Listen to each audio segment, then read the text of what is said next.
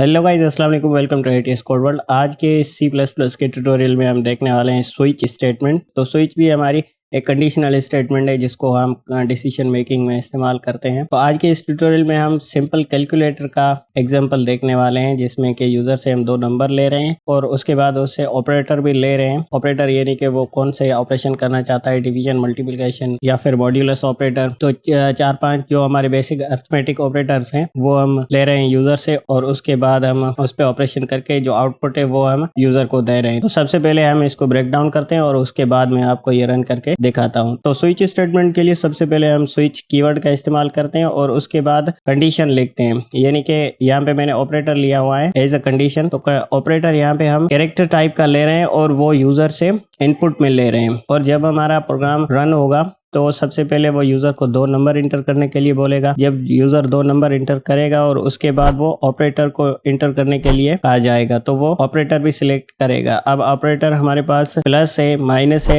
Asterisk है, division है और मॉड्यूलस है। तो इन चार ऑपरेटर्स में से वो कोई भी एक सिलेक्ट करेगा। अब हमारे पास यहाँ पे डिसीजन मेकिंग का प्रोसेस आ जाता है जिसमें कि यूजर इन जितने भी ये ऑपरेटर है इनमें से कोई भी चूज कर सकता है। तो यहाँ पे हमें डिसीजन लेना। अब ये सेम प्रोग्राम हम इफ एल्स लेडर का इस्तेमाल करके भी कर सकते हैं और स्विच में भी अचीव कर सकते हैं। तो सबसे पहले हम स्विच कीवर्ड में ऑपरेटर लिख रहे हैं यानी कि हमें जो चेक करनी है कंडीशन वो ऑपरेटर के केस की है। तो इफ एल्स लेडर में हमने इफ में चेक किया था और यहाँ पे हम इसको केस में देखते हैं। अगर वो प्लस का ऑपरेटर यूज करता है तो हम उसको सिंपली a प्लस बी जो भी वो नंबर इंटर करेगा उसका हम रिजल्ट दे रहे हैं a प्लस बी में। और उसके बाद हम ब्रेक स्टेटमेंट लिखिए। अब ब्रेक स्टेटमेंट क्या करती है कि जब ये हमारी कंडीशन मीट हो गई और उसके बाद यूजर को आउटपुट मिल गई तो ब्रेक स्टेटमेंट क्या करती है कि प्रोग्राम को टर्मिनेट कर देती है। अगर हम ब्रेक स्टेटमेंट नहीं लिखेंगे तो ये हमने जितने भी सारे केसेस लिखे हैं वो सारे एग्जीक्यूट होंगे। ये मैं आपको ब्रेक स्टेटमेंट हटा के भी रन करा के चेक कराऊंगा। और सिमिलरली हमारे पास उसके बाद नेगेटिव यानी माइनस का ऑपरेटर भी मैंने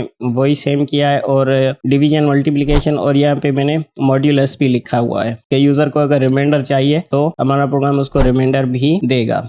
और लास्ट में मैंने डिफॉल्ट स्टेटमेंट लिखी। अब डिफॉल्ट स्टेटमेंट कब एग्जीक्यूट होगी? जब जितनी भी हमने यहाँ पे ऊपर कंडीशंस लिखी हैं यानी कि ये ऑपरेटर लिखे हैं, अगर यूजर इनमें से कोई भी ऑपरेटर नहीं चूज करता, रेंडमली कोई और की प्रेस कर देता है तो हमारी इनमें से कोई भी कंडीशन मीट नहीं होगी और जो हमारा कंट्रोल है वो डिफॉल्ट स्टेटमेंट में चला आएगा और यूजर को मैसेज मिलेगा कि आपने इनकरेक्ट ऑपरेटर चूज किया है और सिंपली उसको ये आउटपुट मिलेगी। अब इसको मैं रन करके चेक करा देता हूँ आपको। तो सबसे पहले ये दो नंबर इंटर करने के लिए पूछ रहा है तो कोई भी नंबर रेंडमली चूज कर देते हैं और सपोज हम इसको मल्टीप्लिकेशन चूज करते हैं। मल्टीप्लिकेशन के लिए हम एस्टेरिस्क यूज करते हैं, आपने ऑपरेटर वाली वीडियो में देखा होगा। तो हमें यहाँ पे 67 इंटू 87 तो ये हमें 5829 हमें आउटपुट मिल रही है। अगेन मैं इसको रन करके आपको मॉड्यूलस भी चेक करा देता हूँ। सपोज हम ले रहे हैं 25 और उसको डिवाइड कर रहे हैं 7 से, तो उसके बाद हम मॉड्यूलस ऑपरेटर भी इंटर करते हैं तो रिमाइंडर हमें 4 मिल रही है।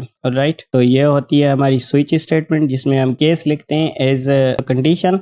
जब ये मैच होती है तो हमारा प्रोग्राम एग्जीक्यूट होता है। अब मैं आपको ये ब्रेक स्टेटमेंट हटा के फिर रन करा के चेक कराता हूँ कि अगर हम ब्रेक स्टेटमेंट नहीं लिखेंगे तो क्या होगा। अब इसको मैं कंपाइल करके रन करता हूँ। तो यहाँ पे हमें दो नंबर इंटर करने के लिए कहा जा रहा है 76 और 90 सपोज, और ऑपरेटर इस बार में प्लस लिख रहा हूँ। लेकिन यहाँ पे आप देख सकते हैं कि जो हमारे जितने भी केसेस थे वो सारे एग्जीक्यूट हो गए। अब यहाँ पे प्लस देख रहे हैं आप, यहाँ पे माइनस वाला भी आ गया है, मल्टीप्लिकेशन वाला और रिमाइंडर वाला भी आ गया है और लास्ट में जो हमने डिफॉल्ट स्टेटमेंट लिखी थी वो भी यहाँ पे आप देख सकते हैं कि ये एग्जीक्यूट हो गई है कि यू एंटर्ड इनकरेक्ट ऑपरेटर। ये इसलिए हो रहा है क्योंकि हमने ब्रेक स्टेटमेंट हटा दिया, इसको मैंने कमेंट आउट कर दिया है।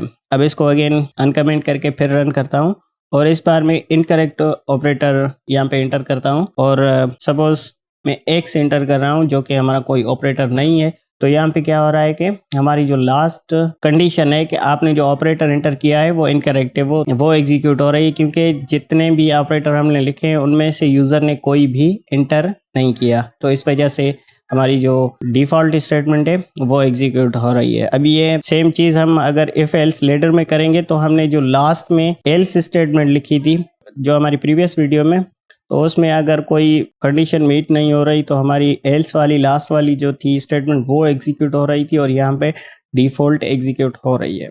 तो स्विच स्टेटमेंट में इतना ही है। उम्मीद है कि आपको समझ में भी आ गई होगी और वीडियो भी पसंद आई होगी। अगर वीडियो पसंद आई है तो लाइक कीजिएगा, शेयर कीजिएगा, चैनल को सब्सक्राइब करना मत भूलिएगा। मिलते हैं इंशाल्लाह अगली वीडियो में, तब तक के लिए अल्लाह हाफिज़।